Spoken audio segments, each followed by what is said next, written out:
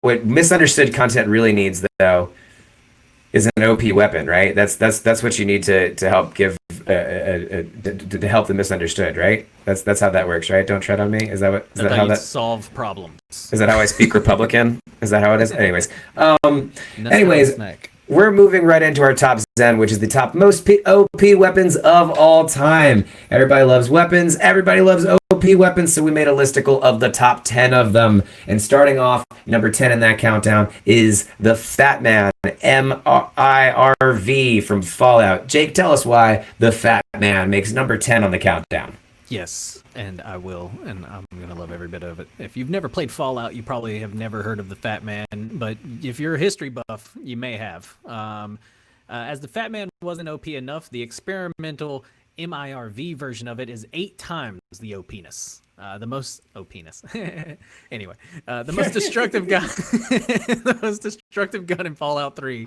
The MIRV is a variation of the classic Fat Man.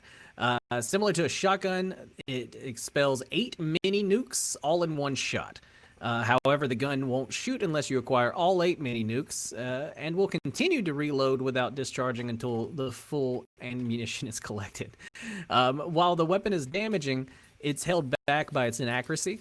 While efficiency shouldn't be a huge concern with 8 mini nukes to expand, to basically just blast out everything. The gun does pose somewhat of a threat to its shooter, especially considering, if you do not get enough of an arc on it, you're definitely going to blow yourself up in the explosion. As a, big fan of Fallout, I have used this weapon before, and it is the quickest way to decimate, an entire, like you could really just destroy entire cities with this gun if you really had a chance. But, Don, have you ever had a chance to shoot the Fat Man at a mutant and watch all hell break loose? I have had the chance to watch it happen before. I haven't had the chance to pull the trigger myself, and it is a beaut. It is definitely Oh yeah, drop it a one. Right. It's definitely an OP weapon. It is definitely something that is going to turn the tide of whatever situation is out there. If you're down on your luck, bring out the Fat Man. Oh, exactly. I mean, you have to think about it. It is essentially a gun that shoots mini nukes. Right. So thinking about a nuclear explosion, make it a little I've heard smaller. that. Does that work on hurricanes though? I don't believe so. No. You don't believe so? Okay, just wondering, just curious. Well, number 9 on our countdown is also a gun, but this gun absolutely does something different than the Fat Man. In fact, it'll actually probably get you in a lot more forward momentum than the Fat Man will, at least in some degrees. Anyways, horrible transition. Number 9 on the countdown is the portal gun. Bronwyn, tell us why the portal gun makes the countdown. Alrighty, Dodd, I will do. The portal gun from the game Portal is a device designed to place 2 portals that objects can pass through. It is the primary tool you're equipped with in the game, and it is so OP, it is all you need. Like, literally all you need to play this game. That is how OP this device is. When the device is fired, a burst of energy will be released from the end. If the projectile strikes a valid surface, a portal of the corresponding color will be formed. Portals have the ability to link together if they're already formed. It also has the ability to pick up and manipulate objects. It makes the countdown on the most amount of chaos it could create in real life, with the power to send people and objects into infinite loops. Things could get real crazy real quick. Jake, you ever get stuck in an infinite loop while playing with friends? Oh yeah. No. Portal 2 came out. And and I'm sure Chad or listening is gonna correct the fuck out of me if I'm wrong on this one. But I believe Portal 1 was single player, and Portal 2 introduced 2-player, and that's when things got really tricky because your second player, if you fell into one of those just infinite loopholes or whatever, there was no way. Like, you could basically just get stuck in one of those, and unless your friend shot or you had the ability to shoot, you're just stuck in an infinite loop. And so it was always fun just making people or objects drop like that, and just to see kind of like the physics of that game and try your best to break it. But like you said, oh my god, if we had this in the real world, like the just amount of chaos it could cause, it would be insane. Yeah. Oh, absolutely. How about you, I Don? mean, Have you ever? I mean, you've definitely played Portal, right? oh yeah, I love Portal. Portal is great. I think that the scariest thing about the infinite loops though was if you would get into one where you'd have to like you're like falling down, you'd have to Yeah. make sure that you were at the right time to hit the like especially when you're doing like the ones where they're side to side like this, and then you had to shoot out while you're going back and forth between them. If you did the wrong color at the wrong time, you just ram into the side of the wall, and that's what I would worry about doing that in real life, and if I had a portal gun, you know, 'Cause just in the game, accidentally at least shooting. you're a robot. Mm-hmm. In real life, it would just be your flesh hitting at like 180 million miles an hour. Right. Like, In an infinite gravity loop, like that Yeah. would be terrifying. yeah. And so I'd feel like I'd break every bone in my body. It'd be like falling off of the skyscraper, essentially. Essentially. So the ability to do that to anybody that you didn't like, though, would really kick some ass. And that's why this makes number 9 on the countdown in our top 10 most OP weapons of all time. But it doesn't hold the candle to the Fierce Deity Mask, which comes in at number 8 on the countdown from The Legend of Zelda Majora's Mask. Now, The Legend of Zelda Majora's Mask was extremely divisive when it first was released. Fans were split between appreciating the unique direction and dark tone and hating its repetitive time-based setup, feeling more like an Ocarina of Time expansion pack. History seems to have sided largely with the former, however. Much of Majora is built around Link being able to acquire and wear masks that give him various abilities.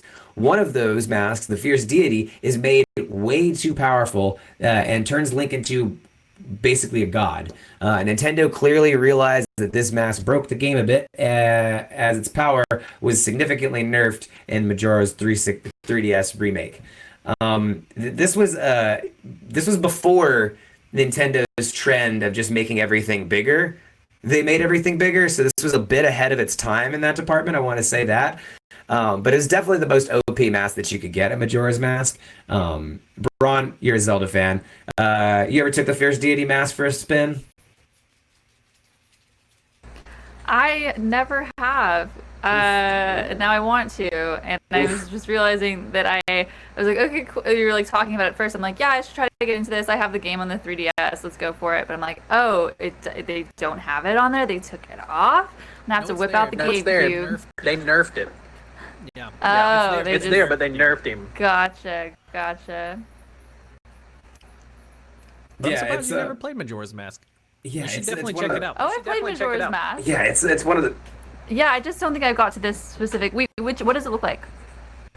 It's what's on the screen there. It looks like Yeah. Link there. It looks like. But he's got like But he's blue got like the blue eyes, I believe. And he goes giant. It's where he's able to stop the moon. He's able to stop the. Yes. Okay. Yeah. I just forgot what it was called. There you go. Oh, yeah. No, I remember that. Now jogs remembering. But yeah, I mean, it's one of the most OP weapons. Spaced out. Yeah, spaced out. It's one of the most OP weapons in all of the Zeldaverse. Anything that basically makes Dynamax Link, I think, deserves a spot on the countdown. But it's not as cool as number 7 on our countdown, which is the Death Crystals from Rick and Morty. Tell us a little bit about why the Death Crystals from Rick and Morty make the countdown. Jake? Yeah, if you don't remember, Rick uses the crystals to halt time in risky business, and to unsuccessfully mend together time in a Rickle in time. In the same episode, he also modifies a Glock pistol to fire it across timelines and kill other versions of himself when he assumes they are going to kill him. The crystals are apparently illegal to obtain, as stated in Sleem My Pants. He also said that such an act is punishable by a life sentence in time prison. In all episodes of Rick and Morty, this object is called a time crystal, yet its real name was revealed in Rick's D Minutes, its debut episode as Crystallized Xanthernite. It's easy to see why this would make the list, though, if you've seen the episodes. It turned Morty into an Akira-type situation, making him almost unstoppable in one episode, and it has the ability to kill other versions of yourself in other times, which is crazy. You could literally just put one of these on a Glock 9 and shoot Hitler. So, like, you can do all kinds of crazy time adventures. So that begs the question, Dodd, what's the first thing you're doing with a time crystal? I mean, I think Kill Hitler's probably a good one on there. The Glock 9 kill Hitler thing? Right. If you have a chance to kill Hitler, why not kill Hitler? Yeah. Yeah, and that's then definitely- maybe the version 2.0, and then other things. I think I would be going on some political justice is what I would be doing if I had death crystals. I'd be straightening out this timeline. All right, that's what I'd be doing. Okay, that's straightening it out or right. destroying it. We've all seen the butterfly effect. No, I'm just kidding. We've all seen it. But I think Actually, we haven't. I've actually know a lot of people who haven't seen Butterfly Effect, and it's a tragedy. That's a great movie. I'm just aware of It what is a Butterfly great Effect. movie. Yeah, it is. It is a good one. But yeah, that's the first thing I'm doing with the time crystal. What's the first thing you're doing with the time crystal, Brahman? The death crystal. No, death crystals. Yeah. Death crystals? Okay, gotcha. Go to Woodstock? I don't know. They'd probably sell really well there. I'm traveling in time. They'd probably sell really do well I have there. to kill people in this storyline? Oh, I have to kill people. No. I don't wanna It's kill just anyone. time No, it's just time crystals. You can use them to travel through time as well. So you Yeah. don't Yeah, have I'm to kill just it. You don't gonna have to travel. kill it. Just Anybody. go back to Woodstock. I want to explore. I'll just explore different eras, you know? Go see how. Bring Go like see how the a dinosaurs were. boombox with Yeah. me and blow everyone's mind with some heavy bass. That is a very Brahmin answer. That's right on the money. So I think that She dropped the bass on, like, on Buddha, like, on Beethoven. yeah, on Beethoven, yeah. Like time travel to a Beethoven concert and just like be standing there like in Say Anything or whatever that movie is where you have the boombox over your head and just blasting at everyone. That's gonna be me with the time crystals. Do it. I support you in this endeavor. But Death Crystal's got nothing on number 6 on our countdown. The legendary blue shell from Mario Kart. Tell us why the blue shell from Mario Kart makes number 6 on the countdown, Brahman. Alrighty. We got it, Nintendo. You want everyone to have a chance, including me. We are totally fine with people struggling in Mario Kart games, being able to catch up with the aid of Superstar or Bullet Bill. However, the infamous blue shell, which automatically takes out whomever is in first place, you've gone way too far. The problem with the blue shell is that it barely even benefits the people who use it, but instead it just helps out those racers who are in 2nd through 4th place. And it's also frustrating because once it has stopped you, then everyone can just plow into you and send you from 1st place to 7th and 2nd. Luckily, the newest version of Mario Kart was quick to add a counter, but only the quick and experienced will know just how to avoid the notorious blue shell. I kind of like the blue shell, not gonna lie, because I'm not very good at Mario Kart, and I would get it a lot. You often get it when you're in last place, and yeah, it's just a way to fuck with the person in first place, but sometimes it's fun. Anyways, Jake, how does it feel to be blasted out of first place? Yeah. As somebody who is, I would say, a little bit above mediocre in Mario Kart, like I'm not bad, but not like super good. I've definitely gotten smoked by some much better players. But first place for the first 2 laps is just like such a huge waste. Like I like to almost kind of hang back a little because like towards the end, there is nothing worse than being on the last lap, getting blue shelled by somebody who stands no shot of making it to first.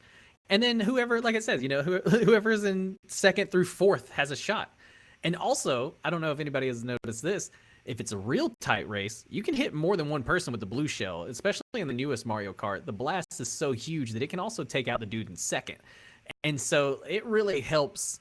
And it's always given to somebody like in 7th or 8th, and it's like, and they're never going to make up that ground. The race is never that close. And so, like, it's just, it's the bane of my existence sometimes. But I would say I honestly hate red shells more. But that's just me. Hey, Micah's Mix in chat had a very good point. Blue shell the rich. I'm for this. Okay. Blue shell the rich. I agree with it, and that's, blue shell's been used a lot of times as a metaphor. But I worked very hard to get into first, and you just...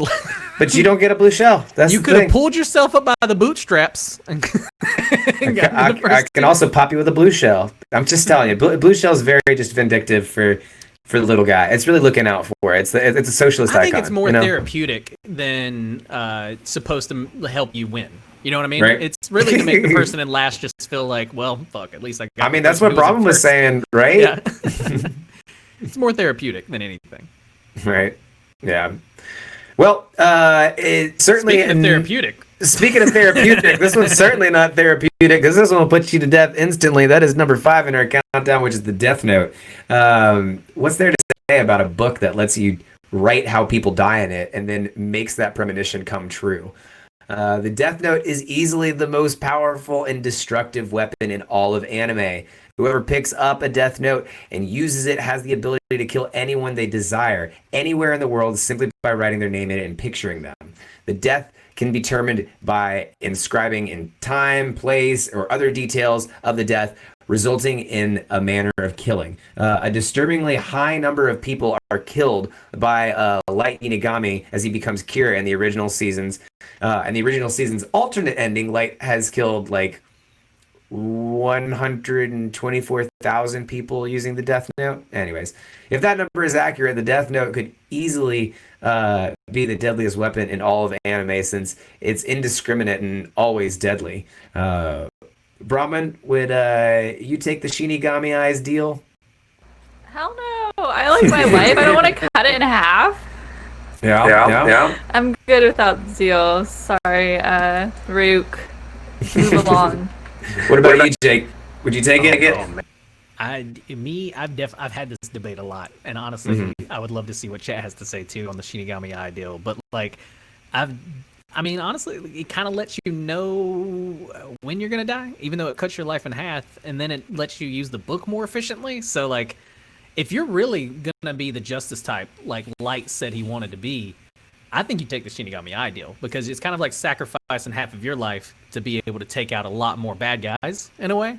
But then, like, obviously, as you see in the show, that's the cautionary tale. Light doesn't just take out bad guys, you know, and it never ends that way. Everybody's always like, I'm going to be a good guy and only take out bad guys. But then as soon as some actual good guys start to get on your trail, you start killing good people to kind of like, you know, stay avoid, right?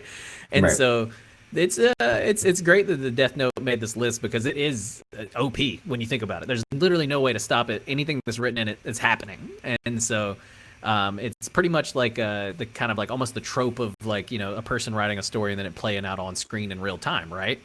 And so it's insane. But the Shinigami Eye deal, I don't know what I don't know if I'd take it. I think it's the most effective way to use the book, but it's also the most effective way to cut your life in half.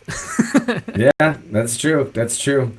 I think if I was younger, I would have taken it. But now, as I get older, I see the value in not cutting my life in half.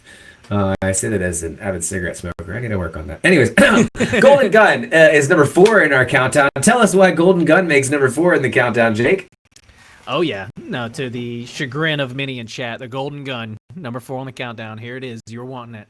Few other games have so firmly captured basements and dorm rooms for years on end, and the fact that we're fine spending dozens of hours playing on a screen the size of an index card only speaks to the volumes of how fun GoldenEye truly was. Make no mistakes, though, GoldenEye's multiplayer modes weren't the most best balance. After all, the developers left an odd job, even though they knew how cheap he was. Even though they knew how cheap of a character he was to play with. The same can be said for the Golden Gun, a one-hit weapon that was infuriating to lose to, but is such an iconic part of the game that we could not imagine it not being there. This one-shot weapon was one punch before one punch was even a thing and was a quick way to make all of your friends hate you very fast. Dodd, have you ever gotten a chance to take a golden bullet to the face? I remember when I was back in college, there was a GoldenEye tournament at the Druid City Brewing Company. Shout out to Druid City Brewing Company. And we did a slappers only competition, and then we did one with the Golden Gun. And I remember having much more fun with slappers only. And the Golden Gun feels like you're getting headshotted in Call of Duty. Right. Like you're just always dying. Yeah, it was just left and right. But yeah, Brahma, did you ever take a Golden Gun bullet to the face? No, I've never played GoldenEye. I was far after my time. But I did enjoy Druid City. I went to some of the Smash tournaments there. Yeah, Druid City. For real. I think it's still open. I think it's still open too. I think they're still moving. They're still. Well, COVID never happened in along. Tuscaloosa, so. That's true. COVID never happens in Alabama. Well, moving right along on the countdown, number 3 in the countdown is the Cosmos Crystal from Sailor Moon. Bronwyn, tell us why the Cosmos Crystals from Sailor Moon makes number 3 in the countdown. All right, Dodd. The Cosmos Crystals from Sailor Moon is the Sailor Crystal of the Galaxy Cauldron. One of the reasons this is so superpowered is because the Galaxy Cauldron is the birthplace of all the stars and living things in the galaxy. Very ancient, eternal power. It's protected by Guardian Cosmos. The Guardian Crystal released the ultimate universal lambda power when awakened.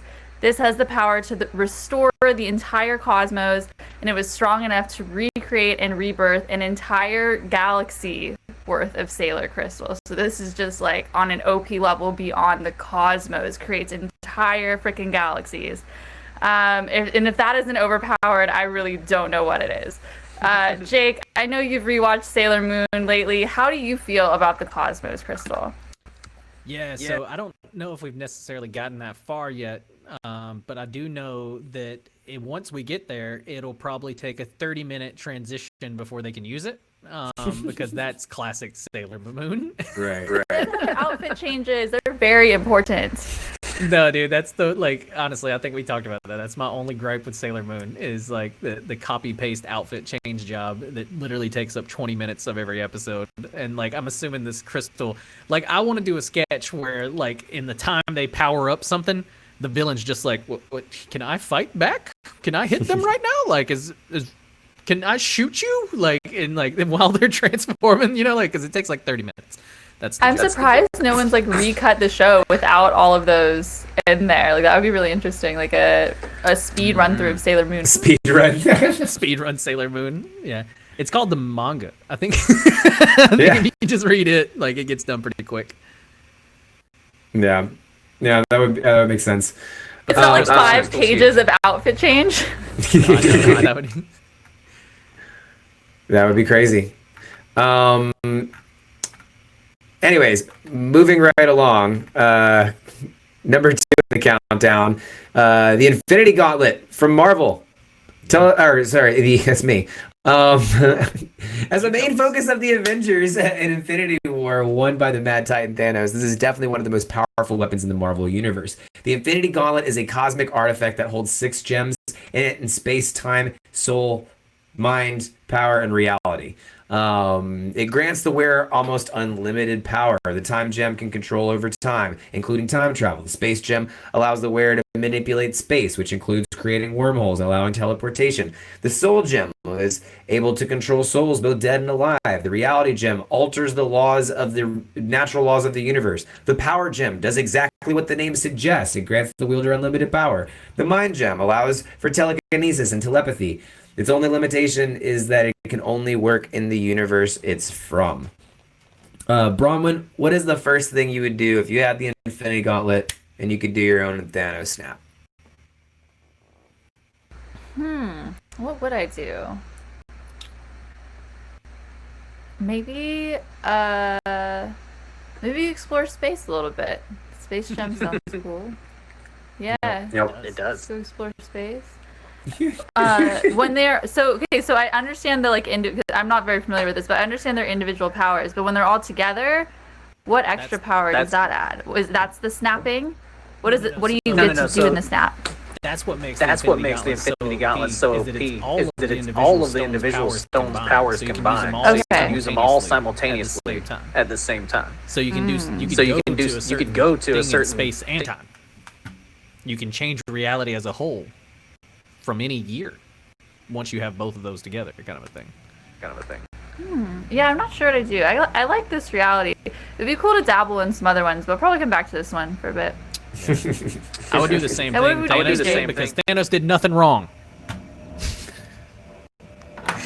Yeah. Standing by it. He's still standing by. Thanos did nothing wrong. Well, I would have to beg to differ there. I think eliminating half the life in the universe, when you have just as much ability to double the resources, I mean, I think that would be... No, okay, I have heard that theory, and the first time I heard it, I was like, fuck, you're right. Thanos did something wrong. Yeah. Like, just make the planet bigger and have more things in it. Right, exactly. Just like He could have very easily just like doubled all like resources on the planets, then rather than kill off half the people, but I mean, tomato, I guess. For real. But none of these have the prowess to name number one on our countdown. We had to save that for a big fucking gun. That's right, the BFG 9000 from Doom makes number one on our countdown. Jake, tell us why the big fucking gun makes number one on the countdown. Yeah, you may have heard that Doom's BFG stands for Bioforce Gun. Thank you, terrible Doom movie starring Dwayne "The Rock" Johnson. But don't be fooled. When the BFG was conceived by the young boundary-pushing designers at ID Software, the B stood for big, and the F definitely stood for what you think it does. It was fucking. It was a big fucking gun. And does a big fucking gun basically break games? Of course it does. And in this case, Doom, does it make the game too easy to make the final boss a cakewalk? Yeah, it also does that as well. But has anyone ever complained about that, as they were just absolutely crushing demons with the iconic green plasma balls, and just saw hordes of demons just basically be, put to ashes by the ridiculous power of this gun? No, of course not. Everybody lived for that, and that's why the big fucking gun is number one on the countdown, because it's the best gun you could ever get in any game of all time, in my opinion. And a lot of people, and we agreed on it, right? I mean, we did have some people give some great honorable mentions. I think the Halo Magnum is a great one. It definitely wouldn't be number one, but it definitely should have made the list. There's the laser sword in Halo was another one. Laser sword, yeah. Halo had a lot a good ones. And then what was the hammer from Smash Bros? I think is very OP as well. I felt like that one as well. But I feel like the big fucking gun, the reason that it's so important to make number one, though, is because, like, as far as OP weapons goes, it felt like an OP weapon. It felt broken in the game that it was in. It felt arguably, the Infinity Gauntlet is much more powerful than the big fucking gun, right? Like, that's arguably. But for the context of what it was in, I feel like the BFG definitely takes the cake. Brahma, do you have any thoughts on it? Oh yeah, no, I agree with that. Like it being like relative to the world that it's in, and kind of having that contrast. I didn't play Doom. I never used the big fucking gun, but it sounds super OP. It sounds pretty awesome. Yeah, but I do think, like seeing like it compared to everything else in this world. Like in the world of Marvel, it doesn't really seem that out there that there's a super powerful object that has the power to change like space and time. Like that's just like the kind of world where that shit happens. True. It's all relative. But if we missed any, be sure to show us all, let us know in chat. And if you're listening to this show after it's live, drop a comment, let us know. What kind of weapons did we miss? What OP weapon would you have liked to see make the countdown? Because these was the top 10 for us. But like most things, it's all relative. Right.